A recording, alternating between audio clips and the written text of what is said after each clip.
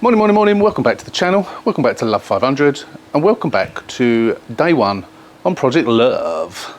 Today is the first day, literally done nothing since you last saw it.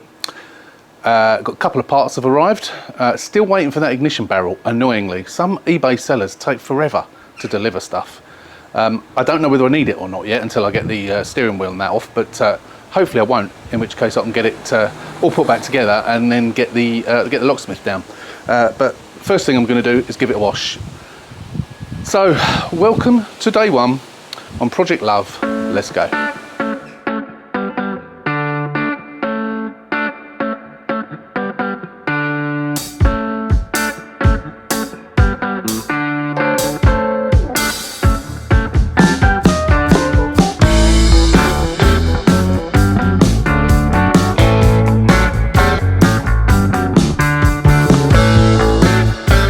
So I've been having a little look online. There's a couple of bumpers on there. Every bumper that's on there has got damage in some way, whether it be scuffs, bits of paint off. Probably they're better than this, but if I can fix that, because it is only that little bit, apart from the scuffs, which obviously will probably need a paint, and we got all this cracked lacquer on here as well, which obviously need repairing and painting, but of course I would be doing that bit anyway. It doesn't seem worth buying them. I will keep looking, and I am going to attempt to do that, and you know, whatever it's like, I'll put it back on for the time being, but I will keep looking. And I've got to take the bumper off anyway, because I've got to sort out that light. I may need to get a new one of those. Hatchbacks, tailgates, boots, whatever you like to call them. Again, there's quite a lot on there, red ones, in the right colour. There's a couple on there that are 2016 ones, but they are stupid money, £300, that type of money. And excuse the wind today, it's very windy. Let me go in the garage so I'm out of the wind. Obviously it's going to mess the sound up. So there's loads on there cheap, but they're all older ones, you know, 2010, 2012, 14, 15. I really want to get one from, it doesn't matter particularly if it's a facelift one, because they're the same. It makes absolutely no difference whatsoever. But for colour wise, of course, I want to get a facelift one. So I really, ideally, want to get 2016 or newer. But for some reason, people like to inflate the prices, and there aren't that many of them on there, to be fair. So I'll keep looking, but it may be as well to try and get it repaired. I don't know. You know, I'm not prepared to pay 200 quid for a tailgate. I mean, it ain't that bad. A body shop could do that. No, probably a PDR guy could probably do it, to be fair. And I might even. It hasn't cracked the paint. There's a little scratch, maybe. In fact, no, there's not, because that comes out. So I might actually see if I can get a PDR guy to do that. It seems daft. There's nothing quite as satisfying as that first clean. That paintwork is. Look at that. The way that water is just clinging on. It hasn't seen any wax for a very long time, this car. I even washed the battered wing that I'm going to take off. Wheels come up all right. That one's got very, very, very slight curbing. Nothing much at all. The others are all okay, which is good. Yeah, it's actually clean. Come up all right. Oh, what's that? Don't know what that is. That looks like that should buff out, I think, whatever it is. Yeah, I think I've made a decision on that now. I'm going to get a PDR guy. Even if it costs, I don't know, what would that cost? The bloke that I used to use charges me £25 a panel. He seems to have, I don't know, ignore me now. I don't know what I've done to upset him. But he just doesn't reply to my text. I'm going to try him one more time and see if he replies. But otherwise, I'm going to get someone else. Even if that costs 200 quid, which it shouldn't. I don't think it'll cost that much. Looks like a relatively easy job for someone who knows what they're doing, has got the right tools. Yeah, saves the hassle of changing it. It's original. It then will not need any paint of any kind. So yeah, all is good. Hopefully that will. It's coming back. Actually, you know what? That is scratches there. Damn. Might have to put a sticker over that. I wonder what's been on there. Don't know. Strange. Yeah, looks much better now, doesn't it? Much better. Battery's disconnected, it's been on charge, it's all nicely charged up now. Can't wait to get this glass hoovered up. So I was umming and ahhing about this stereo. I didn't know what to do. So I mentioned in the walk around video I might give them the option. So I've been having a look round, and there's a few. Some of the CarPlay ones are silly money. They're like 400 quid. And there are other ones that there is this thing about the 7-inch screens. Some of the ones that say without Apple CarPlay, it says on the back of them W/O CarPlay. So they're exactly the same except they haven't got CarPlay. However, some of them can be coded. Some of them can't, and it's a bit hit and miss. So if it was my own car, I'd probably take a chance and get one and see if I can code it. I'm going to actually do that on the other car that you haven't seen yet, which I don't think has got CarPlay. You still haven't seen that. It was going to be the video for that was going to be last week, but the walk around for this video was in its place instead. But that's got the 7-inch one. I don't think it's got CarPlay. I haven't actually tried it, but it hasn't got the app. So I'm going to try that on that. But I thought it's pot luck as to whether it works. So what I've done, to cut a long story short, is I've bought a new one of those, which comes with the I say new, second hand, obviously, that comes with the surround. It's 100 and it was £99 plus 14.99 P&P. It's from a bloke I've bought loads of times before. He's down in Kent. I paid the 14.99, just saved me going there, because if I needed anything else from him, I would have gone and picked it up, but it just saves me going there. I just don't have the time, unfortunately. So yeah, complete new one. I'm not going to throw that away, because I'll keep an eye on it if I ever see one. I think they're known as a VP2.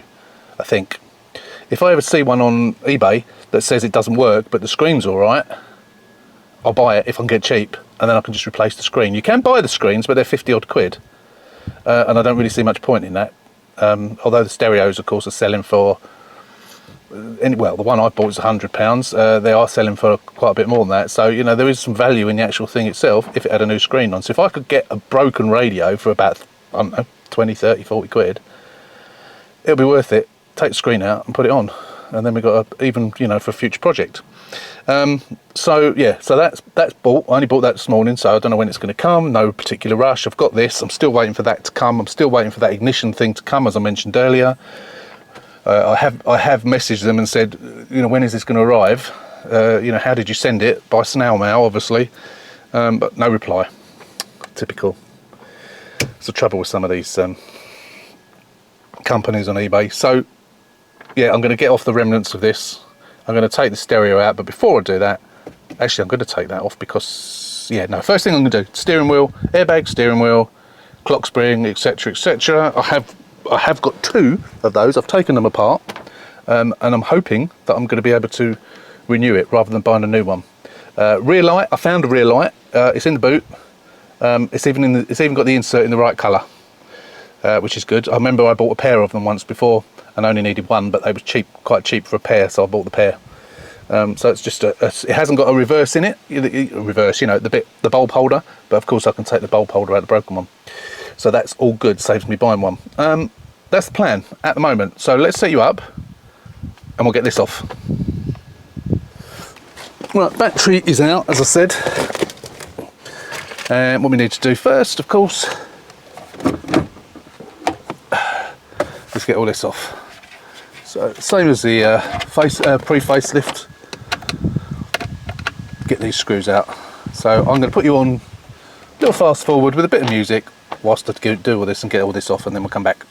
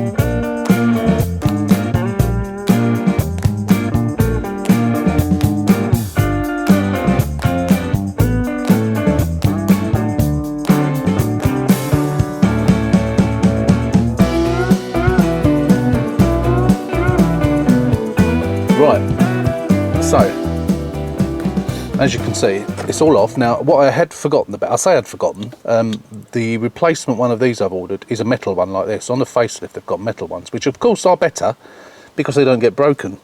Now, the actual lock itself, you probably didn't notice on time-lapse, but the actual lock itself, with the little wafers, levers, whatever you like to call them, there's only one there. So I'm imagining the rest of them are in here somewhere. In theory, this thing itself is fine because obviously it's not broken because it's metal rather than plastic. No hot wiring's been done, so it's obviously been done with an OBD thing, obviously. Issue is on the plastic. Well, this is a plastic one that I had on a previous car, which I think there's a piece missing, because when you put the lock in it and you turn the key, oh sorry, when you take the key out, that thing doesn't give in. It stays solid. No, sorry, it stays like that. Whereas I think it should go solid. Now, with that, on these older ones, you've got that slot at the top. So when that's on like that, you've got that slot there. And on the lock itself, to hold the lock in place, you've got this piece, which is solid now. And that goes in. So that's the same way around. So as you can see, that slots in to that piece there. And then to get the lock out, all you do is you use a screwdriver, you depress that bit, get the key in it and it pulls out. Not a problem. On this, the only thing that I can see, there's no slot like that. The only thing that I can see is a little round dot there. You see that? So I'm going to try putting a bradawl in there, but I'm not sure whether I'm going to be able to get that out or not. Now, obviously you can, because the one that I've bought, which still hasn't arrived, doesn't have a lock in it. But what I was hoping is if I can get that all out, I can put that new lock in. Unless the locks are different on the facelifts. I hope not, because if that's the case, then the lock set I've got is not going to be any good, which will be a bit of a pain. I'll have to get a facelift one. I don't think they are. And I'm just trying to think, have I done stolen recovered facelifts before? Not sure. But I've never done a metal one before. I've always done plastic. I've never had a metal one. So I've replaced metal for plastic, which of course I could do. They've always been metal. They've always been plastic. So, I don't know. I think we're going to have to try it. Managed to get it out, so it was a bit difficult to film, but yeah, so basically I put a bradawl in there and I could see the bit that was coming out there, and then I managed to get a screwdriver in it and I managed to get it out. And it has got that same piece on it. But yeah, it was enough, the hole's enough, it doesn't protrude through like it does on the plastic one. But with the hole you just push it down and then you can get it out. So I'm hoping, there were all little bits of metal left in the bottom, but I've got them all out. There's nothing left in there. So what I'm hoping is I can just put this one in. Let's try it. I might have to put the key in actually to put the key. So if I put the key in there, that should, does that not depress that? Yeah, so we can get that in there. Hopefully this is just going to push home and stay there. This is. Hang on a minute. Why is that not going in? It's not working, unfortunately. I don't really know why. That's a nuisance. I can't figure out why. So you can't get this in until you can push that down. To push that down, you need to put the key in. Right, I've got the panel off. What's left of it. I've taken the buttons off because I can always use them. Nothing wrong with the buttons. So, they'll be put in for spare. In fact, I'm not even sure what's on the new one because obviously we've got spotlights on the front as well. So although these are exactly the same, it's only the printing on there for the front and back. If you've got a car that you want to put front fog lights in, you don't need to replace this. All you do is you program it in using multi-ECU scan. The only difference is it's printed front and back. So it'll be one press for back, 2 presses for front, 3 presses for off. They're all the same. Tip top tip there. So stereo's undone. That will just pull out now. Continental VP2, there you go. VP2 312E VP2 ECE DAB nav. So it has got DAB. I thought it did. So we just have to wait for the new one to come now. So I say there's no point putting the other bit of dash on because it'll have to come off again when we do the stereo. So I'm a bit stuck now. I've made an offer on. There's one up for 120 quid. I've offered 110. See what happens. But yeah, I'm going to take that off. Right, I'm just going to swap this over. If I am going to get this bumper, not bumper, sorry, hatchback repaired. Actually, no, what am I talking about? Bumper's got to come off anyway, but that'll be later on. Got plenty to be getting on with beforehand, so I thought I might as well change the light and chuck the old one away.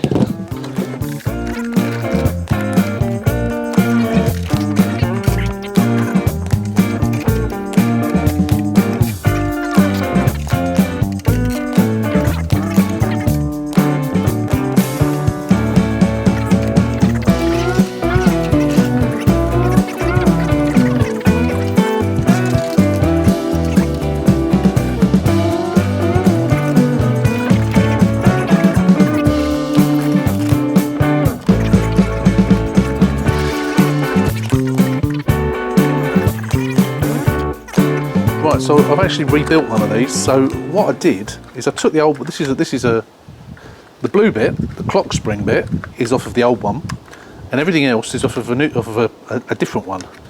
I took the other one apart, trying to put this stalk on, and the other one just fell apart. Once you get it apart, unless you're really careful, it just falls apart.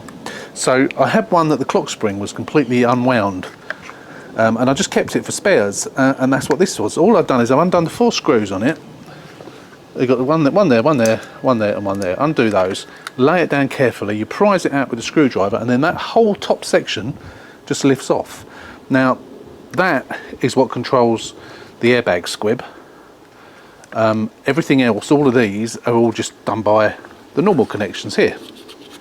So what I've done is I've just took that old one off, took this one off of the original, slotted it on, screwed it on. So that, obviously I can't test it because I've got no ignition, but I think that's just going to work. There's no reason to think that it's going to be any different. Just needs a clean up. Right, this has just come in the post. I'm hoping that this is ignition. It feels the right sort of weight. Might not be. I order so much stuff I lose track.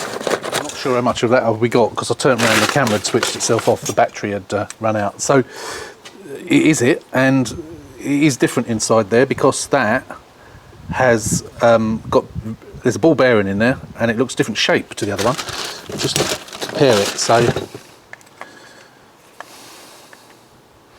I see. So I don't know if you can, let me see if I can get you to see this. I don't know if you're going to be able to pick this up. So you've got the ball bearing and then there's a little square bit in the middle. Don't know if you can see that. On that one, as you can see there, no ball bearing, no square bit. So that's obviously so this one is obviously broken, so it isn't any good. So that probably, hopefully means that this lock is now going to go in. Let's try it. I hope so, because that means we can then get this done. Hopefully I'm getting this on camera. Yes, yes. Oh, fantastic. That means I can now get this all back together. Yeah, so the old one is knackered, so it can go in the bin. Right, I'm well pleased about that. Okay, so what we need to do now, which obviously means that will fit over it as well. So, I'm never sure whether we should put the cables on first before I do it up, or do that afterwards. Let's do it first. So once I've got the battery connected, hopefully hopefully, let's do the back con first. That means we'll have power, won't we? I'm not going to do these up all the way for the time being, up tight, so I don't want the shear nut to shear off just yet, because I'd like to actually try it first. So we'll just do it up like that.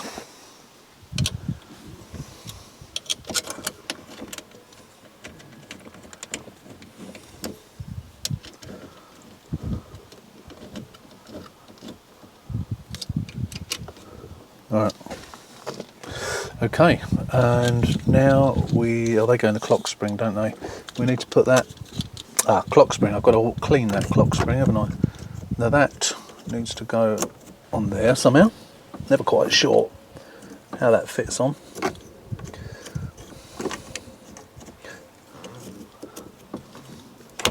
There you go, like that. I think that's right. Oh, look at that. Oh, it's coming along. Right, so what we want to do now, I think I'm going to clean up that clock spring, and then I'm going to put it back in position, and then I put the cables in. I'm then going to put the battery back in, and I'm going to turn it all on and see what happens. Right, we need to put that on so we can do that up afterwards once we've got it back on. So this might not work, but I think it will, but it not definitely. So, okay, right, we need to get these cables in.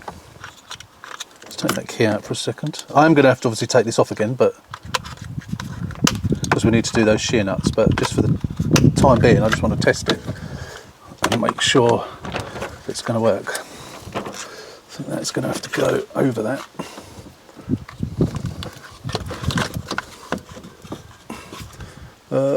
Why is it not stretching very well? Here we go, that's better. That's better. Right, that's on, we'll plug that in. I'm not even going to bother doing the bolt up for the time being because we want to just see if it works. Right, battery's connected. So hopefully now, if I switch on,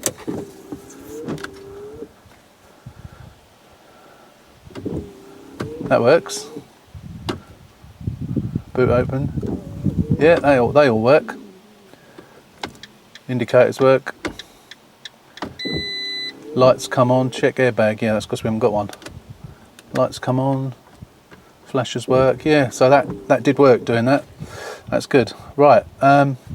We got the lock symbol up, obviously. Oh, turn those off. Windows. Yeah.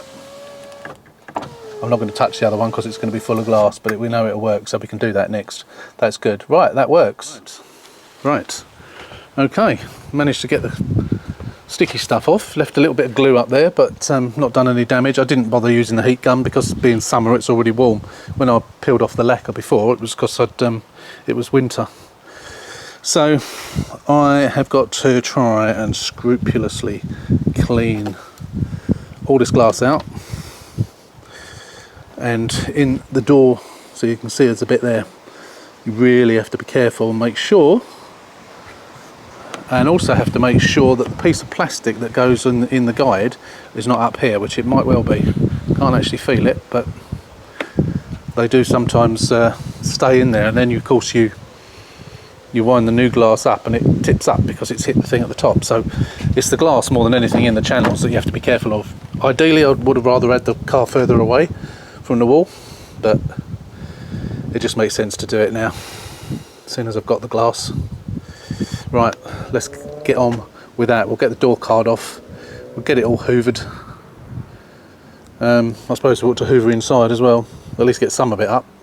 I don't want to damage the carpet with all the shards of glass, so yeah, we'll give it a good hoover, get door card off, hoover it up as much as we can, and then we'll see if we can get the glass in. Not my favourite job putting glass in, but the last couple of times I've done it, it's gone really smoothly. Right, so I've got as much of the glass out that I can. I'm sure there'll be more.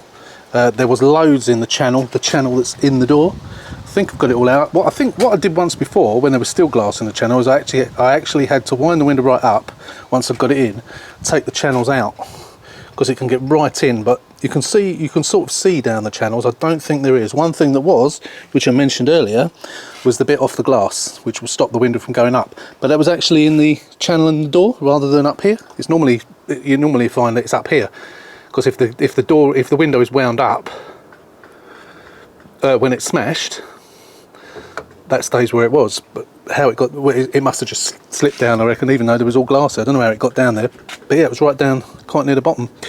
So I'm now got to try and get the glass in.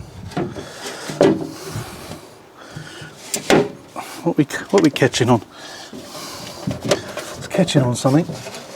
Maybe I need to wind the window down a bit more. Let's wind the window down all the way. That is all the way.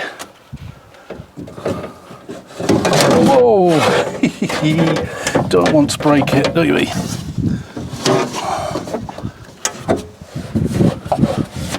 Right, let's pull that off. Okay, so the secret of this is getting that clip in. I think it's in. That's the secret. You push it over to one side.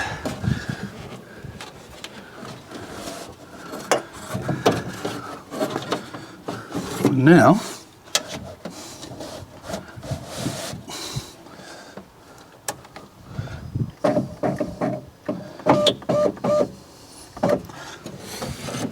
can't see.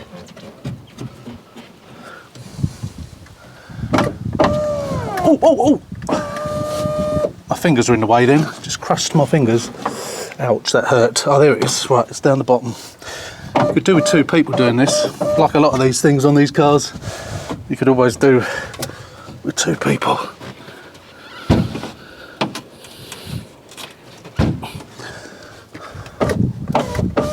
Has it gone in? It's going up down, but oh, mind the door. God's sake. Try not to kneel on the glass. It's not quite in. Or is it? No, it's on it, but not in it, if you see what I mean. There we go. That's in. You have to be careful of those because they do have a tendency to break. Right, hopefully you can see that. Yes.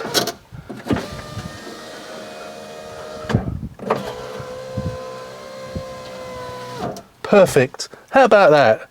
I've cut myself, but don't I always?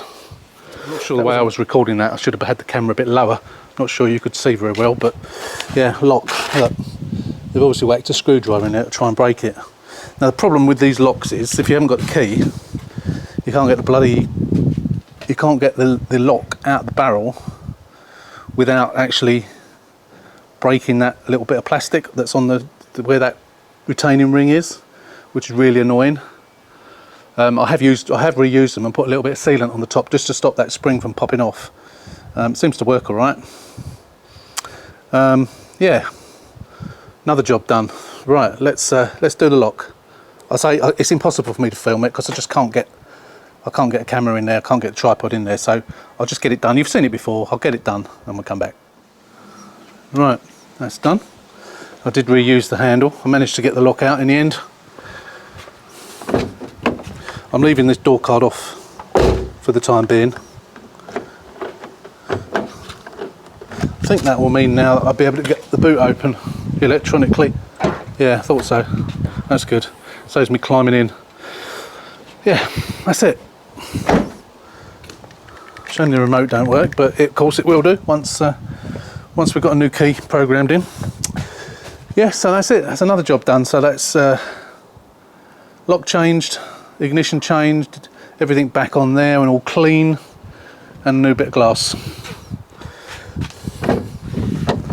Yeah, brilliant. So that's not bad. I would have done the wing, but I've actually got to go off very, very shortly and get the aircon regassed on Project Stinky Ella, which is the final thing to do on that. and then it's ready. So we'll leave it here and we'll come back. Probably not going to have time to do it today, the wing, so I think it'll probably have to leave it till next week. Morning, welcome back. So today, as you can see, it's a blue sky and it's very warm today. It's going to reach about 34 degrees today, I think. Obviously for the UK that is blistering. At the moment the car here is in the shade, so my intention is to do this wing whilst it's in the shade, because although it is hot, it's a lot cooler in the shade. I don't want to be doing that in full sun.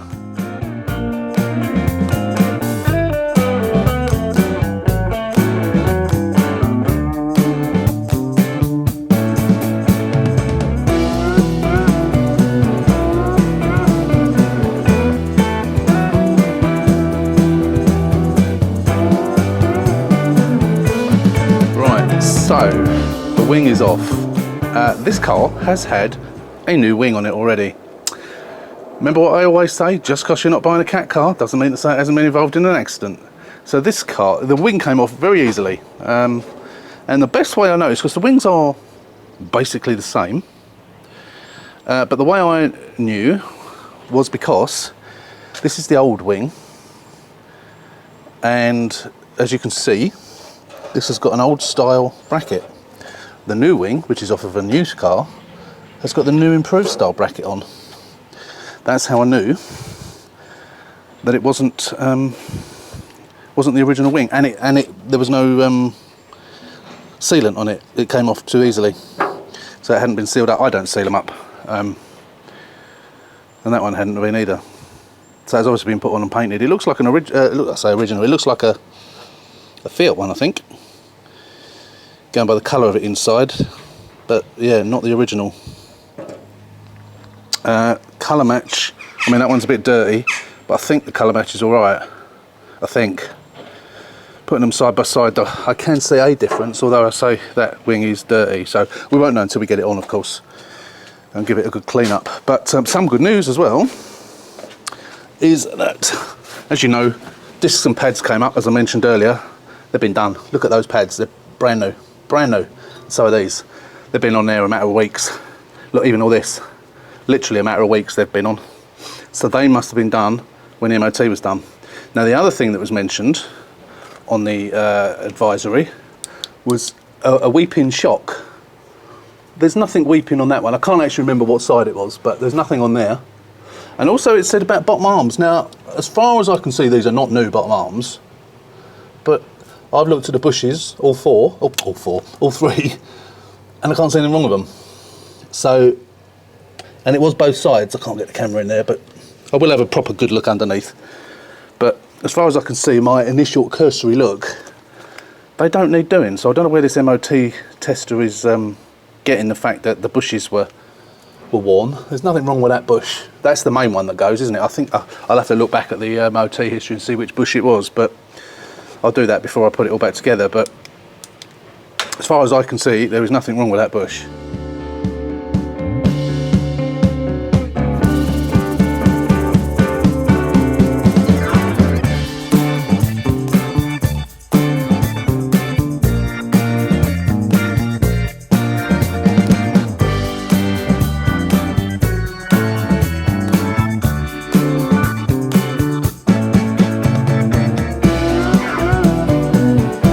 All on. Just put some waterless wash stuff over it just to give it a clean up. Yeah, you cannot tell the difference. You would never know that is not the original. I just need to touch the piece up on the edge of the door there with some paint. I'll do that shortly actually. It hasn't dented the door at all, thankfully. But yeah, that's a perfect match. It all seems to shut quite nicely. Might need a little bit of adjustment, but I think it's all right. Yeah, pleased with that. Very pleased with that. It's always a gamble with this red, as you know. I don't know what's going on. I don't know if this is probably forensic dust over this. In fact, I'm going to get some of that. Obviously, I have washed the car, but it hasn't got that off. I might go over it with that, just see if it brings that up. Obviously, it'll polish up whatever it is, but I think it's just forensic dust. They've done it around the door handles. Yeah, much better, much better. Right, this side we've got the bumper off. I didn't film it, but yeah, we got the bumper off. It's this one that they say very light misting of oil. No, it's more like dirt, to be honest with you, but I don't think that's anything at all. I'm going to clean all that up, so we'll see if it is. Again, I can't see any bushes worn on here. I suppose you might say that that's slightly, but you know, very slightly, but there's certainly nothing on the other side. And if we look under here, this one was absolutely fine. There's nothing wrong with these. I don't understand why both of them have come up with advisories. There's just nothing wrong with them. Yeah, nothing wrong with them at all. I think whoever did this MOT was very harsh, but they quite clearly did the brakes. So someone did ask me on Project Stinky Ella what it is that I do when I do my repairs, how I go about it, because I have been getting good finishes recently. And I just have to stress that I'm certainly no expert. This just happens to be the way that I do it, the grades of paper that I use. I'm sure other people will, especially professionals, will tell you completely differently. I don't mask off as much as I should. I tend to spray to stop me getting lines. I know you can fold back bits of paper and that sort of thing, but I prefer to mask further back, if at all, or just put something over it so the spray doesn't get onto it. Not even masking. I've got the bumper on the grass here. And then polish those, any overspray out. That's the way I prefer to do it. I find that I seem to get a better, not so much even coverage, but transition between the new and the old. I do use that trade spray once I've done the, which is the thinners, fade out thinners. Once I've done the clear coat, I am putting more clear coat on than I ever did before, and I am getting a better finish. Obviously, at the end of the day, it's the clear coat that gives you the smooth finish. Obviously, using decent paint, I use rattle cans, as you know, as most people do, but I am getting quite a good finish on it now. This is the red car, of course, so we've got to try and match it in. I'm using the same paint as I used on the other one. I'm hoping it's going to match. If it don't, I'm in trouble. But on here, let me just show you the damage. I have shown it to you, but we'll show it to you up close on this one. So the stuff that's on the bottom here, I'm not really bothered about, to be honest, but I probably will give it a paint. I'll just sort of mask up a little bit along there, but I'll just wax some paint over it. It's gone over a curb there, isn't it? It may have even done that when the when it was damaged, when this was done, potentially it might have been. You always get scrapes, people go up things, so I will give it a little bit of paint, but I'm not going to go mad on there because it's underneath, you don't see it.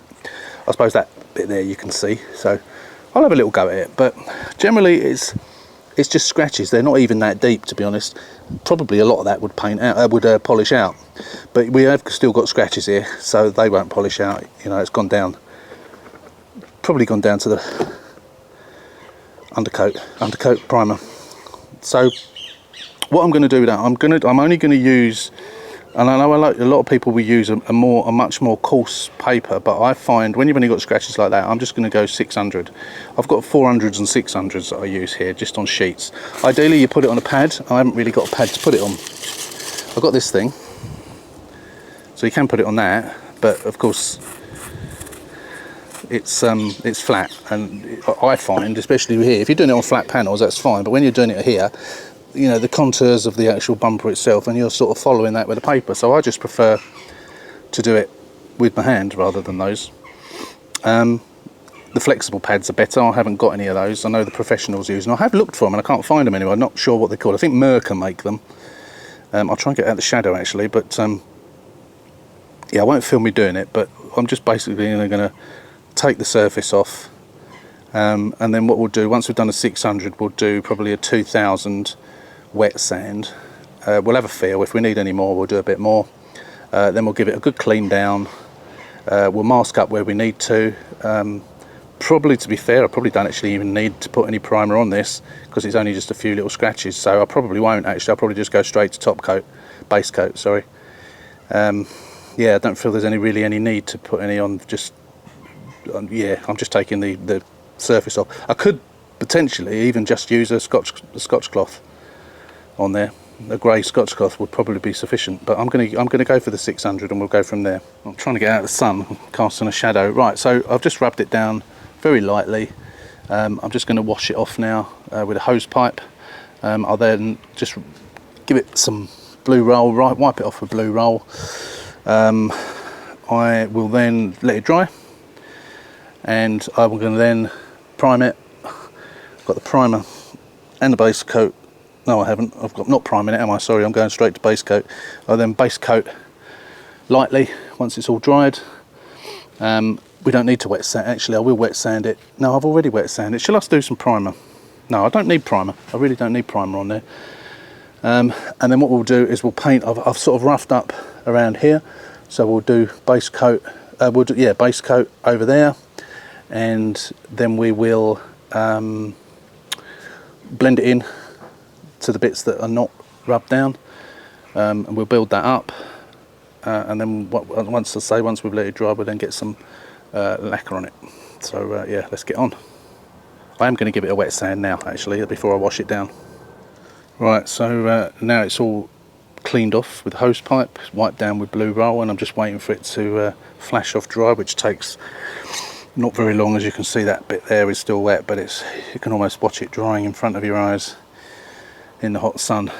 And then what I forgot to mention is we'll give it a wipe over with panel wipe, and then we have a tack cloth here, which I'll just go over it finally with a tack cloth, and then we'll get the base coat on.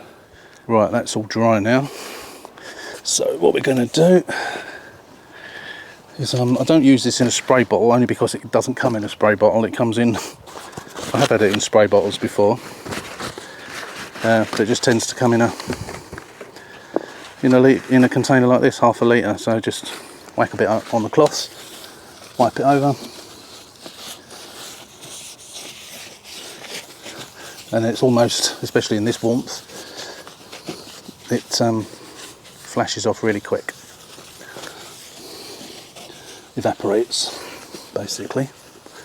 So you just want to basically degrease and make sure there's no dirt on that. Give it a good wipe over. So what I do, once I've done the top coat, and I keep calling it top coat, it's base coat. Once I've done the base coat and I'm going to put the lacquer on, I'll do the first lacquer layer, or maybe potentially the second layer, and then what I do then is I remove like the towel that I've put up there, which you can't see at the moment, but you've already seen. I'll remove that, and then you won't get any lines. You'll get a fade, and then you can use your you can sand it in. Well, not sand it. Sorry, when you wet sand it and polish it, that will then, I find, fades in a bit better, rather than having a hard line or a semi-hard line that you've got to then try and get rid of. Right, that's that. I'm just going to whack some more tape over this bit down here, just in case just on the rubber bit, just in case. Paint's been sitting in the sun for a while, and obviously its ambient temperature is quite warm anyway. Give it a bit of a test. Make sure the nozzle's clear, and then give it a quick, pretty much dust coat. Not much more than a dust coat, really.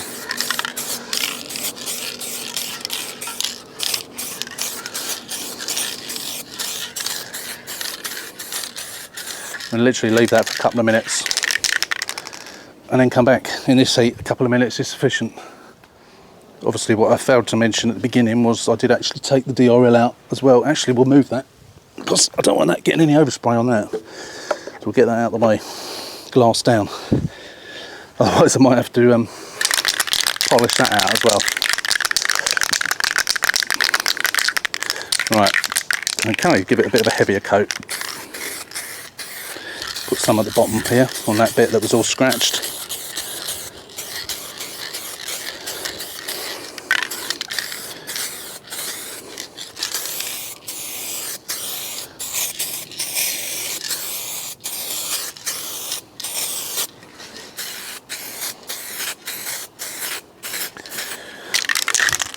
Could do with a different can actually, because this is getting low.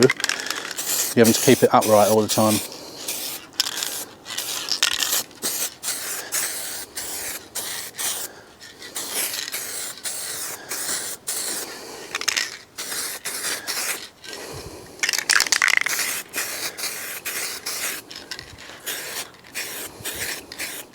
My hands are filthy.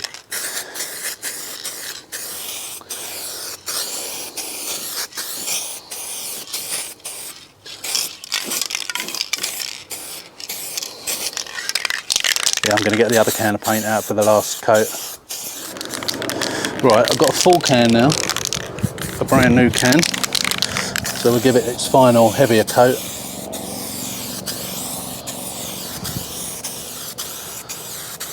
Much better coverage actually.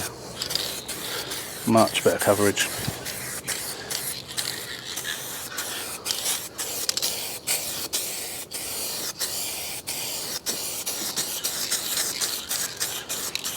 Feather it in.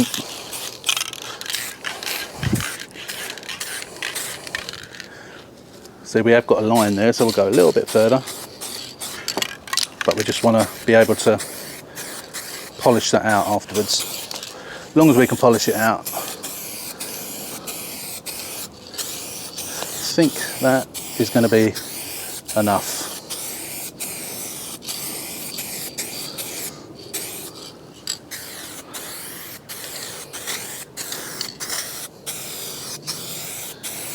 Just make sure. That's it. There we go. Done.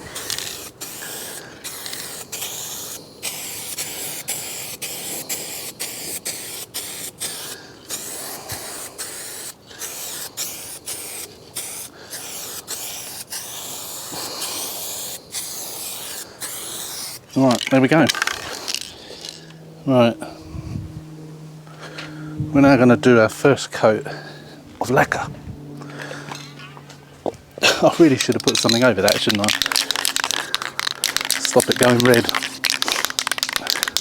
Again, it's just going to be a light coat. There's no muck on it, no dust on it, no insects have landed on it, thankfully. So it's just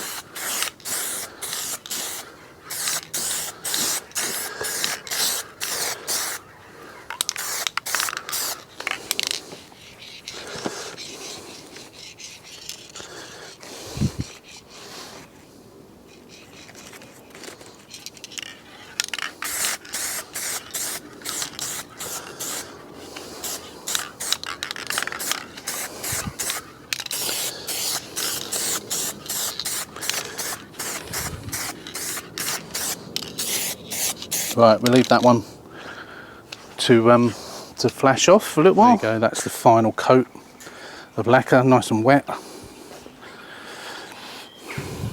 All looks good. All looks a bit dusty up there, but that will just polish straight out. I don't know if you can see that. It's just a bit, it's like overspray and a bit of dust, so I've sort of blended it all in. I've used the trade spray, and it just, yeah, I mean, you can see it just there, but it will just need a bit of a quick cut and polish tomorrow. As I say, I'll leave that until tomorrow. Even though it's warm and it'll be enough to handle, and I'll put the bumper back on just to protect it from the rain should it rain. We'll actually get the light back in, we'll get it polished up and get the light back in tomorrow. So that's that job done. It's come up lovely. And I have received the other piece of the dashboard, but unfortunately it's the pink one. Don't know if you can tell the difference. I'm sure you can. In the picture on eBay it just said red. It didn't say pink, it didn't say coral, it said red. From the pictures it looked like it was the right red. I should have asked the question. I've just seen another one on there which looks more red than that one, but and it was described as red. I've just sent a message to them saying, is this red or is it the coral stroke pink? And they come back and said red. So I've gone back and said 111A question mark. I want to make sure I don't want to end up going and buying another one. Although of course I could send it back because he said that yes, it is red. So we'll see. I've also made another offer on one that is definitely the right colour. So I think, which is actually more expensive than that one I've just asked about. So if they refuse my offer, I will, or it times out or something, I'll just buy the other one. It's annoying. I could have sworn it was the right colour. So now I might as well, I mean, I probably could send it back, but I would have to pay for the postage because it's my fault. I mean, they should describe it as pink or coral, really, rather than just red. But, yeah. Right, Royal Locksmith has been, and we have a new key. Haven't tried it yet. So I've just put the bumper on just to sort of put it in position so it's nice and shiny. And it just needs a buff up tomorrow. And then once we've buffed it up, we'll put the new, we'll put the DRL back in it. Obviously it's easier to buff it without it being there. The headlight, I've put a new repair tab on that, which is that one there. So that could go back in a bit. I suppose we ought to try this, haven't we? We are up on axle stands, but remote works. He didn't actually start it. Normally, I think he lets me do it, but I was doing that headlight whilst it was here. So, okay, so we're up on stand, so it's obviously okay to start it as long as it's not in gear. Okay, here we go. Fire in the hole. Hey, and she roars into life. She sucks that oil up to make it nice and quiet. Haven't checked the oil actually, I must do that. Yep, fantastic. It starts. Check daytime running lights, obviously. They're disconnected at the minute. Door open, yeah. Wonderful. That's it. I won't run it for too long because I haven't checked the oil. Brilliant. Another job done. And obviously he took the old petrol cap off, and I've put the one that came on the with the lock kit that I bought. That's now on and has been oiled up. And the strap that was still intact, taken off of the old one and put onto the replacement one. So that is the lock set complete now. We've got the new ignition in, new key, petrol cap and door lock. So I think what we're going to do is we're going to leave it here now. We'll get it all finished in the morning. We'll get it back on the ground. We'll get the wheels on, get it on the ground, get it moving, and just continue it. Yeah. Not a massive amount to do, but we're basically waiting on parts now. So I'm just conscious this video is getting a bit long now. We've done quite a bit in this video, I think. So we'll leave it here and join me next Sunday, hopefully next Sunday, on part 2 of this car. So as always, if you're not a subscriber, please hit the button, subscribe to the channel, give us a thumbs up, and yeah, thanks for watching. Until the next one, take care, stay safe, and we'll see you soon.